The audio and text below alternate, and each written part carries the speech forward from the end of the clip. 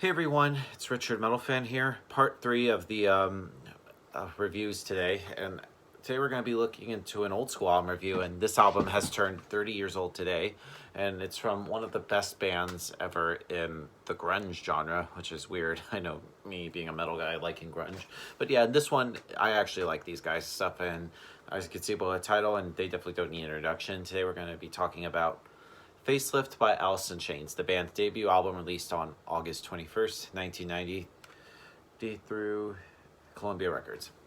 Now, Alice in Chains definitely doesn't need introduction. One of the best grunge bands from the late 80s, early 90s, hailing all the way from Seattle, Washington. They formed in 1987. And Alice in Chains, for me, is, like I said, probably the best out of the genre. Hell, I like them even better than, like, fucking Nirvana, which they suck, and Soundgarden, or even Pearl Jam. Um, and what makes Alice in Chains sort of like stand out from like all the other grunge bands at the time? Well, they actually have a little bit more of a heavier kind of like approach to them musically. Like they are influenced by some metal bands. Like I know even like Jerry Cantrell's is really just influenced by Black Sabbath or even like some even like older stuff like even Queensryche, right, Metallica and Iron Maiden and stuff from what I've heard. And you could definitely tell they have that little bit more of a heavier edge to them, which makes them very unique. And this, in my opinion, is probably like them like a great way to start off this album. Just a great start to a career. Just like let's talk about this the vocally from the great Lane Staley, rest in peace. Like his voice just is very great. Just like once you first hear it, he's like, yeah, this is Alice in Chains. And same thing with Jerry Cantrell, who does sort of like the backup vocals. Like I feel like Jerry's voice kind of complements Lane's as well. Um, the and just like I said, the riff wise, like Jerry Cantrell's just as a riff god. Like I just love the guitar tone. Just sounds just really just heavy. Bass wise, it's pretty audible. The late Mike Starr, rest in peace, also does like the bass is pretty much well heard in the mix. And then like the drumming wise, like Sean Kinney does a really great job of just keeping the beat. So yeah, without further ado, let's dive into this album track by track. Now, starting things off is "When We Die Young," which has just a very short burst of just the aggressiveness that fires you at just like at a million miles an hour, or with just some really great riffing and just Lane's it's like menacing voice, which also sounds really growling a little bit. But it just like it has like full of anger. Yet I feel like when the chorus comes in, it just shines. It just hits your face really well. Great way to start off this album. Anyway, moving on to the next song on the album, which is "Man in the Box," which probably is like one of my favorite Alice in Chains songs. It just rips open the door with just the heaviness that burn, burn, burn, burn. Just a very just grooving kind of like riff, and then Lane just shows off his great riff. It's like, "Fade my eyes." I know I sucked at singing that high. And it just became one of their well-known songs. It's just very catchy. It has some really great musicianship and a really great guitar solo from Jerry. Pretty much one of my favorite songs from Alice in Chains. Anyway, moving on to "Sea of Sorrow," which is another classic of itself. It has some really great chorus between Lane and Jerry, and another great solo in there. And I love how sort of like rhythmically, Lee Kinney and Starr just keeps a really great pace.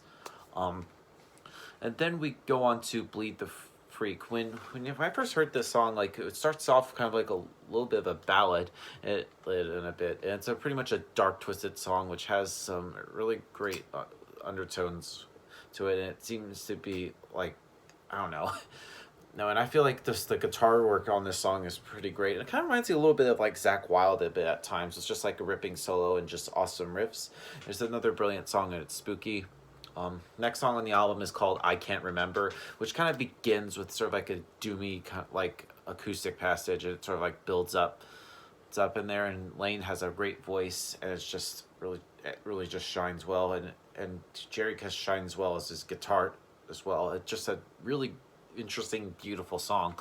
And then we go on to "Love Hate Love," which is a great song itself. Just has some. I just love how like Lane just goes into growls a little bit with a terrifying scream of like "Love Hate Love." It Ain't Like That, which is just, this song is just a head-banging song. It's just full of like power chords and vocals that'll get your attention. It may be like your typical like Alice in Chains song, but it doesn't even get old to me. Moving on to Sunshine, which is a little bit of a bluesy like song. It's not as like gloomy as like what Alice in Chains usually are, what we've heard so far on this album, which sort of like combines sort of like Jerry's kind of like bluesy and sort of like punk influences with sort of like Lane's sort of like punkish like vocals right here. Moving on to Put You Down, which Jerry's kind of like starts it off with sort of like a really great kind of like blues kind of like metal riff, kind of like similar to like Black Sabbath a little bit, with sort of like Lane's like vocals, which sucks you in and just you can't get away. It's just a really cool song. Moving on to the next song on the album, which is called Confusion, which is another kind of like gloomy, dark song. And just Lane is just pretty much right up front, just giving it all as he is. And then we move on to I Know Something About You, which is a kind of like a weird, funky kind of like song. It features some blues and funk riffs, which kind of sounds a little bit like Red Hot Chili Peppers a bit. And Lane is kind of like very more upbeat and singing this song really good. It's a pretty different song from Alice in Chains. And then the album closes with Real Thing, which kind of, when I first heard it, kind of sounds a little bit like one of the previous songs, Sea of Sorrow, which kind of builds up slowly, and I feel like Lane sort of like does like a little whisper and talking about like sort of his addiction, which would eventually lead to his death. Rest in peace, man. And this song is a great song as well, and I feel like Jerry just shines well guitar wise. Now overall, Facelift by Alice in Chains is a great way to start off their career, just kick things off with the bang. So if I would give this album a score, I'm going to give Facelift by Alice in Chains probably a solid 9.5 out of 10. So yeah, that's my review of Facelift, guys. Let me know in the comments what you guys think about the album, and I'll see you all in the final video of the 4-part reviews in just a bit. And as always, keep it metal.